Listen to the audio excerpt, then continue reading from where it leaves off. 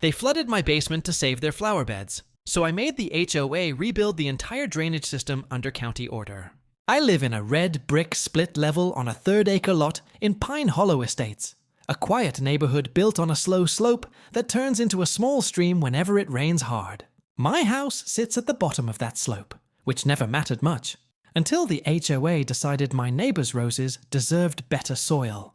It was a Sunday morning when I found the disaster. The air smelled like mud and mildew.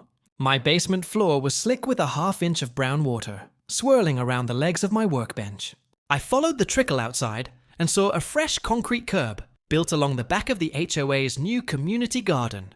It blocked the natural runoff and sent everything straight toward my foundation. When I looked closer, I saw tire ruts from the contractor's truck. They'd poured that curb without a permit.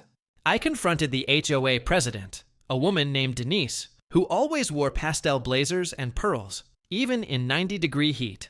She smiled that tight smile of hers and said, "We can't be responsible for weather, dear." I told her about the new curb, and she replied, "It's an improvement project approved internally. Perfectly legal." That word, legal, lit a fuse in me. I spent 3 nights reading county stormwater codes. Section 18-202 jumped out. Any alteration changing runoff patterns requires an engineering permit and hydrology report. None existed. I called the county's environmental services office at 8:03 a.m. Monday. The inspector, a guy named Raul, met me that afternoon. We walked the slope together while rain darkened the clay. He took photos, measurements, even pressed a soil probe into the muck. "Yeah," he said. "They redirected surface water without grading approval.